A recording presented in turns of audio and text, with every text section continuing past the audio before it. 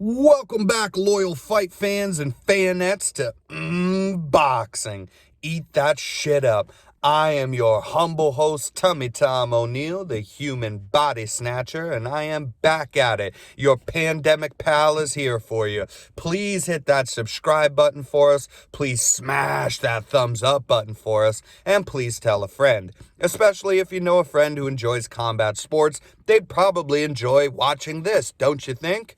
Now we're going to get into the Errol Spence Jr. versus Danny Garcia fight that took place over this weekend. A long-awaited fight, long-awaited by me. And here at the end of the year, here we are. It's finally happened. Let's jump right in. So Errol Spence Jr. is coming off of a horrific car accident, right? But it is a bit of a weird one. Basically, all we were looking to see is if there was any sort of trauma. You know, sometimes when you're in a very, I want to say a life-threatening event, but this is the weird thing about his car accident.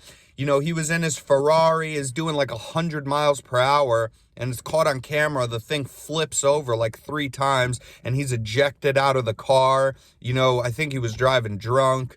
Just all this stuff, but he gets thrown from the car, all this. I mean, this would kill most people. It kills people, many people, every year, car accidents like this. But he walks away from it somewhat unscathed. Really, I think he had some lacerations on his face, and he might have busted out a tooth or two. But I know he didn't have any broken bones, that's just miraculous.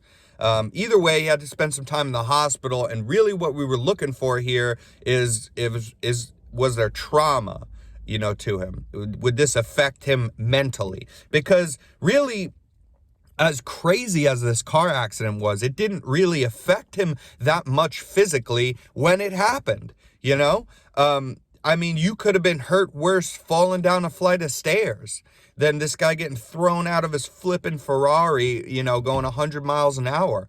But God bless, because I love Errol Spence Jr. Hopefully he learned some lessons here. Not only am I glad he's okay, but one of the reasons that I love Errol Spence, honestly, is not just because I'd like him either way because of the fighter he is, and that's what we are. We're fight fans. We're watching the fight. To a certain extent, I don't, it's not that I don't care at all, but it only goes so far how good of a person someone is or whatnot. But, I judge them on how they fight. So I would love Errol Spence either way, but something that really just pushes it over the top is that not only is he a phenomenal fighter, and he can do many different fighting styles. He's not just a technical boxer, which he is. He's also a brawler, but he's not just a brawler. He can do a little bit of everything, but also outside of the ring, Errol is, in every interview that there's ever been for Errol Spence Jr., he's just smiling, and he is not cocky. He's a very humble human being, appearing so. Now, out of all these interviews, I mean, countless years of him fighting now, he's never really had a slip up like where he, isn't humble. He's always humble. He's always smiling. He always appears in good spirits. He's always respectful to his fellow fighters, yeah, as much as a fighter can be. He's not a shit talker by any means. And that's just makes it to where I like him even more. So I hope he's learned a lesson about driving drunk and stuff in particular. Accidents can always happen, but hey, let's not be drunk behind the wheel, because thank God he's okay, but really thank God he didn't hurt anybody else either, being kind of stupid in drinking and driving and going super fast in his Ferrari. But yeah, I love Errol Spence Jr. I love the fact that he's a phenomenal fighter. I love the fact that he's humble. And I love the fact that in between rounds, the guy just stands there and looks bored. He just, okay. He looks bored. He looks like he's literally the impression I get from Errol Spence and watching many of his fights is that he's almost so bored with competing because he's so good. I mean, just really, even his hard fights, like with Sean Porter and stuff, Mikey Garcia ended up not being a hard fight, but it looked like it could have been a hard fight for him. Even in that fight, in between rounds, he just looks bored. Anyways, I love this guy. Let's jump right in here. Round one, I give this round to Errol Spence. There's not too much going on. It's a bit of a feeling out process. So, close enough in that aspect just because there's nothing too phenomenal. But Errol right off the bat is controlling. He's walking him down. And I think he landed more shots as well here in this first round. The second round is a little closer. I think the shot output actually is very close, if not Danny edging him out here in the second round. But this is a close round, so you can give this to Danny. I gave this to Errol, though, just because Errol Spence, he's making Garcia miss. He's walking him down. Garcia has a couple moments here with his jab against Spence, so it's a closer round, give or take. The third round, not so much. The third round, these guys start to open up, throw more shots, and Errol doing more damage. His shots are harder when they sit there and exchange to the body with each other. You can tell that Errol's shots are landing a lot harder. Errol also able to land a big left hand here, which was really good over the top on Danny Garcia, pulling out of the pocket with his head back. Danny has a bit of success, but there's nothing really to write home about, and that left hand was a big one. And then they do have exciting moments, no doubt, where they're exchanging in the pocket. They just go head to head and they're tagging each other's bodies, like taking turns. And Errol appears to have the harder shots out of the two. The fourth round, this is a close round. I've heard on the broadcast, first off, a lot of people gave the fifth round to Danny Garcia. I did not. This fourth round, however, nobody seemed to have given to Danny Garcia, but I'm just judging. I'm not basing my opinions. I try my best to not let other people base my own opinions. I didn't give the fifth, although that's a close round. That's very close, so I'm not mad at that at all. But I'm curious as to why people didn't give him the fourth. I give Danny this fourth round. Danny does very well here in this round with his head movement. He says after the fight that the story of the fight was Errol Spence's jab. In this fourth round, Errol's not able to get that jab off. He's getting it off left and right. Danny is using phenomenal head movement here in this fourth round and doesn't let the jab touch him. With his head movement. And then also, he lands a couple good right hands in this round as well. I give this one to Danny. And then this fifth round, people gave this to Danny. I think this is close, but I lean back towards Errol because Errol starts the round off with a cracking left hand. Another one, just like in round three. He starts off with a cracking left hand. Very good shot. Errol takes a couple shots here, but fires back. He puts Danny against the ropes for a moment, tags his body up. But Garcia, has some good right hands here. Also follows up with a left. Makes a very close, interesting round in this fifth round. But I did give that to Errol. Sixth round, I also give to Errol. Errol hanging in the pocket, working Danny's body.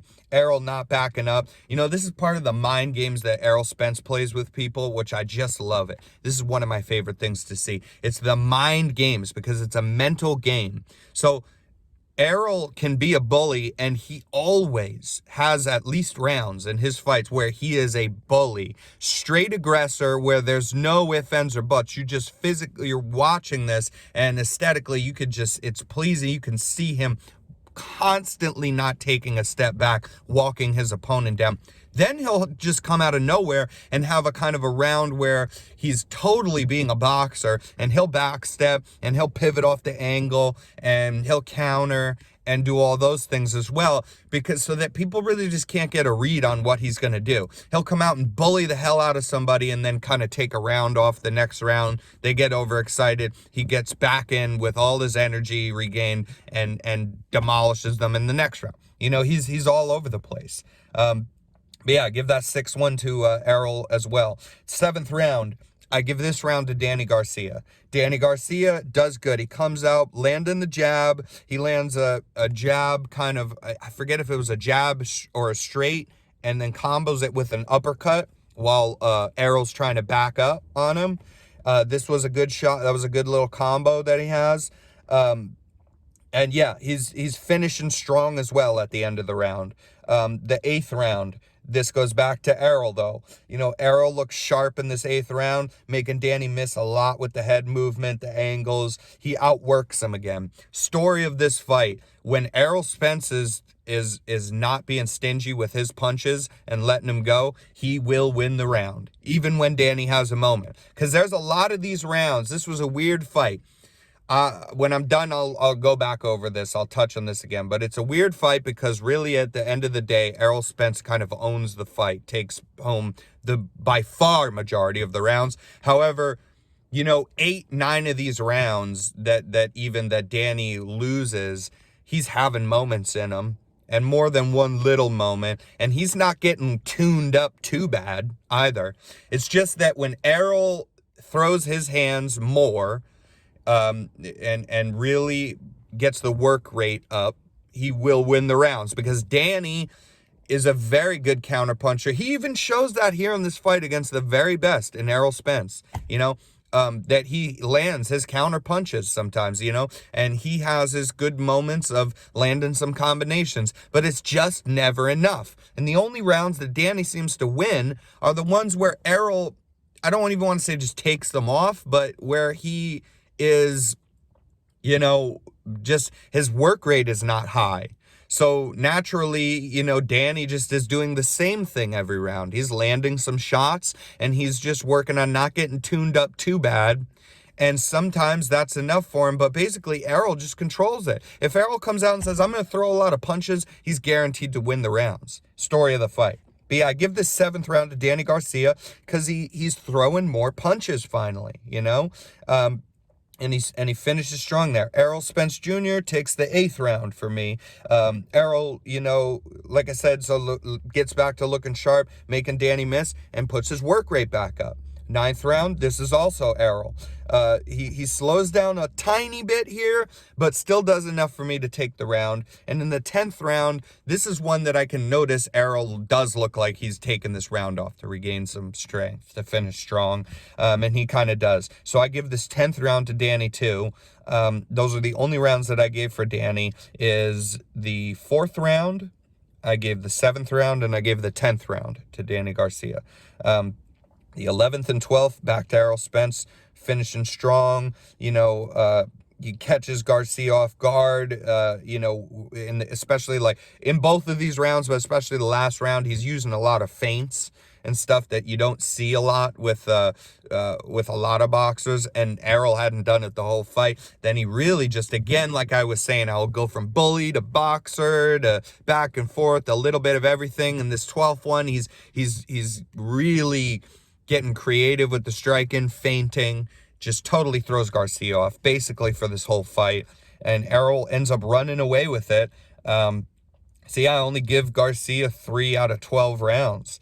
But it was a good fight. I encourage you guys to watch this fight. It's not the fight of the year. I thought it could be. I really thought it could be the fight of the year. It wasn't that, but I'm not disappointed. I'd love to see the Errol Spence Jr.'s back in action. I'd love to see that he looked unfazed basically from the car accident, which he did. It's really more about the layoff time of being off for over a year since the Sean Porter win. And he looked unfazed by that. And I think his next fight back in, when it's not a whole, year's time, he'll look even sharper. He might be able to get somebody out of there, depending on who it is. Of course, everybody wants to see Errol versus Terrence Crawford. And I've talked about this quite a bit. I'm a big Errol Spence fan. That's not to say I'm not a Crawford fan. I am a Crawford fan. He's a great striker, man, and he is very dynamic in his punching because he will one-shot somebody straight to hell. Errol doesn't really do that. Although Errol throws very hard, he lands in his combinations, and he wins fights by conquering the other person, mentally. He gets people frustrated, and if they don't get frustrated and they try to stay composed, he'll just wear their spirit down, really. He does not falter, I need to see this fight just like everybody else, man. And I've always said this. I try to stay true to not going all back and forth. I'm an Errol guy. I think that Spence beats Crawford. I do think that. But of course, this is the fight that we need to see because it's a very good chance that Crawford, could get it done against Spence. I think that even if Spence wins, that Crawford can knock him down, at least once, if not twice during the fight. Maybe even snag a 10-8 round when he really amps up. But Spence is not these other guys, man. First off, he's a better boxer than anyone that Terrence Crawford has ever fought. Let's just for a moment get down to reality. Look at the resumes. Terrence Crawford is a great boxer, and the reason that we can see that, though, is by watching him box, by watching how he boxes, and by watching him in specific. Understand what I'm saying? You watch Terrence Crawford in a Terrence Crawford fight. You don't watch the fight of both fighters because you're excited to see if one of these guys that you've never heard of before can beat Terrence Crawford. The Kell Brook win was good. He's got Amir Khan as a name, but that's it. And Amir Khan only has a name because Amir Khan was a shot fighter already. I mean, Amir Khan quit without even getting fully knocked out. I mean, that just shows you where he was at there. And I don't believe that we'll ever see Amir Khan fight again. That was probably his last fight ever. He was a shot fighter. So the Kell Brook win, you could say Errol, put him away first, and then Triple G, and really messed up both of his orbital bones. And so then Crawford got... I won't even go that far. I think Kell Brook still is a phenomenal fighter. Of course, the eye affects him, but I think he's still a phenomenal fighter, and I don't take that away from Crawford. I call that a good win, but I call that his first good win. Errol Spence Jr. has beaten Lamont Peterson, Mikey Garcia, Sean Porter, now Danny Garcia. He took the belt off of Kell Brook. So Errol Spence has got 5 at least legit wins, if not 6 or more, I mean, depending on who you call legit. There's no debate that he has 5 highly legit wins at this point. Back to back to back. He's never taken a back step in competition. He's only ever going up or staying the same in his level of competition, and it is the highest of the welterweight division. I do got a little bit of an idea here. If they give Crawford the Pacquiao fight, which I think they'll do something like this. I think we see Errol Spence versus Terrence Crawford. I don't think that we see Errol Spence versus Terrence Crawford next. So especially just the way things play out where they're not mentioning each other's names, things like that. There's behind the scenes stuff going on here. You just got to know that with the managers and telling them, things of, hey, don't call this guy. Oh, don't call him out here. Don't mention his name. There's weirdness here. I think we see the fight, but I doubt we see it next. Judging on what we're seeing in the post-fight interviews, Terrence Crawford was there, didn't even say anything. Then Errol just kind of shunned it off. Oh, I'm going to relax. I don't need him. So we'll see the fight, but I don't think next. So I think that if we're talking realistic here, not what we want, but realistic, I think that if we see Crawford versus Pacquiao, that'd be a phenomenal fight. I wouldn't be mad at that. And that would be such a legit win as well for Terrence Crawford to get. So certainly wouldn't be mad about that. And I hope we see something like that. Really just shoot me, though, if we see Terrence Crawford versus another guy we don't know. Just shoot me at that point. I'm really kind of done with the debating of it. We need to see the fight because it's highly debatable on who wins and who is the best welterweight. It is not debatable on the resumes. So, you're watching Terrence Crawford destroy guys, but when you watch Errol Spence fights, you're watching Errol Spence take apart the greatest of the people in his division. And I don't mean, some great names, some of the higher up. I mean all of the higher up guys. I mean picking apart every last name that you could ask him to fight in that division. The only 2 names that are left, unless he gets a Pacquiao fight, because Pacquiao will be out soon. There's talk of a McGregor fight too, and I think we maybe see Pacquiao Crawford, and then Pacquiao might fight McGregor. Maybe then he's done or he's out, or at least these are years down the road that will be from them. He's already older, even though he's still fantastic. So I just think that for Errol, the only if Crawford fights Pacquiao, so he doesn't get the Crawford fight, and he's not fighting Pacquiao. I think the only other legit name to add onto your resume, beat up Keith Thurman, Beat up Keith Thurman, because he's the one guy that he hasn't fought yet, that's the only other name besides Crawford in that division. He's beat up everybody. And understand that no one's put away Danny Garcia. No one has put him away. I'm not sure that Danny Garcia has ever been knocked down in his career, period. So Errol did not do that either, but no one ever dominated Danny Garcia the way that Errol Spence Jr. just did. No one ever had Danny Garcia looking like his eye was going to close up and just be beat to hell the way that Errol Spence Jr. did.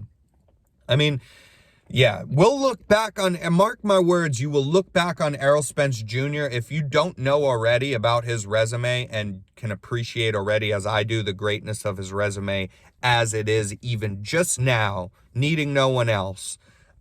You will look back in time and say, wow, look at that. Thinking back, he beat everybody, And this is like old school boxing where the best fight the best. I'm not going to blame Terrence Crawford because we don't know what's going on. Everybody can pretend. People can jump in my chat and say, oh, you don't know it's Terrence wanted this, wanted that. You don't know. Do you know him? Are you part of his team? You don't know, just like I don't know. I don't pretend to know, though. So I'm not going to say that it's Terrence Crawford's fault. I'm just stating the facts. The guy's not fighting the best in his division, point blank, period. The guy's built a resume of something like 36 wins and 0 losses, and he hasn't even fought anybody. Do you know what Errol's is? He has 10 less fights than Terrence Crawford. 10 less on an undefeated record versus undefeated record. And already he's put together 5 of the very best people in the division that he's beat. There's no arguing about the resume. There is no arguing about it. I don't care about beating up Mean Machine and also, even having a moment where you look like you were hurt in a fight against a guy that no one's ever heard of before. I need to see Terrence Crawford versus Pacquiao. I need to see Terrence Crawford versus Errol Spence. If you do Terrence Crawford and you want to see him and you need to give him someone else, give him Sean Porter. That's a hell of a test. I want to see him 4th round knockout Sean Porter. That will tell me a lot. A lot. Yeah. So we'll get to see the fight, but we got to hold on a little bit. And then last thing before we take off here is going to be the couple different boxing events that are going to take place this weekend. So first off, there's a bunch that I haven't even written down because there's a Showtime card that doesn't, it won't blow your hair back. But that's cool because I think that's even on a Thursday and Friday or something like that. At least one of them's on a Thursday or a Friday for boxing. And then as well as some Saturday ones. And then the ESPN Plus card is going to have Shakur Stevenson versus Taka Khan Clary. This will be a fun fight. This will be a good fight. And if you guys don't know who Shakur Stevenson is, check him out. Check out some of his fights. Shakur Stevenson, to me, is basically like a better version of Devin Haney. A clean, crisp boxer with great awareness, great defense, excellent defense, but also, for my money, his shots, even jabs, pokes to the body, land a lot harder than Devin Haney. And he's able to be just as good, if not better, defensively. Shakur Stevenson is a lightweight as well, so he's jumping in there with the talks of the Teofimo Lopez, Devin Haney, Lomachenko, Gervonta Davis, everybody, Ryan Garcia. This is a stacked division, and Shakur Stevenson might be a name, if you're not an avid boxing fan, bet you Shakur Stevenson's a name that you might not have heard of. That you can add right into that lightweight division because he's a competitor with any one of those guys. I promise you that. That's going to be on ESPN Plus on Saturday. Also on Saturday, there's a DAZN card with Anthony Joshua. He, Terrence Crawford style, is taking on, Kubrat Pulev. Yeah, he should run through this guy. But again, who knows? I said that about the Andy Ruiz. I didn't even watch that fight. because I was like, God, another guy that I just don't, it's like, I've heard of Andy Ruiz, but yeah, I'm not going to pretend, oh, I knew who he was and this, and I'd heard of him, but I was like, another just guy, he's not fighting Wilder, he's not fighting Fury. So this is that kind of same thing, but who knows, maybe Pulev pulls it out. I do think that Anthony Joshua, is losing to Tyson Fury any given day, any time, any year that they put that fight together. I think it all falls apart for him there and doesn't get any better. So that's the reason that, Eddie Hearn is giving him these kind of fights and always has given him these kind of fights. His only legit win is over, Anthony Joshua's only good win is over Klitschko. To me, that's his only good win. The Andy Ruiz comeback was nice the way he did it because he stayed composed box. But listen, you should have beat that guy the first time. You're saying that you beat Deontay Wilder and that you even would stand a chance with Tyson Fury. You have to run through these guys, man. He hasn't even fought Ortiz. These are like fights that need to happen. But these are cool. Again, they're not... who knows? They could be great fights. So I'm going to watch them. I am going to watch both of these fights. But, yeah, the Shakur Stevenson and Anthony Joshua fight, if nothing else, you watch it to see where those guys are at because they're huge names in their division. And, yeah, it's boxing putting on some good cards with guys that the guys that you heard of, and I'm very much enjoying it. So anyways, we'll get back to you next week. I'm sorry that it was a little bit late this week with putting out the episode. Life's been a little bit busy for me with the pandemic. Some of the people I live with, are in and out of work, or the schedules are changing. So when there's a bunch of people sitting around the house, I'm just kind of do it from the car. Also, I've been working more, taking on a second job. So schedule's a little thrown off right now, but I'm always going to make sure to get back in there. So sorry that it's a day late. But I am not a dollar short. Your pandemic pal is here for you. Here to keep you company with good fight talk. And we'll be back sometime next weekend. Hopefully on Monday. But if not, definitely at least on Tuesday. All right. So till next time, fight fans, stay loyal.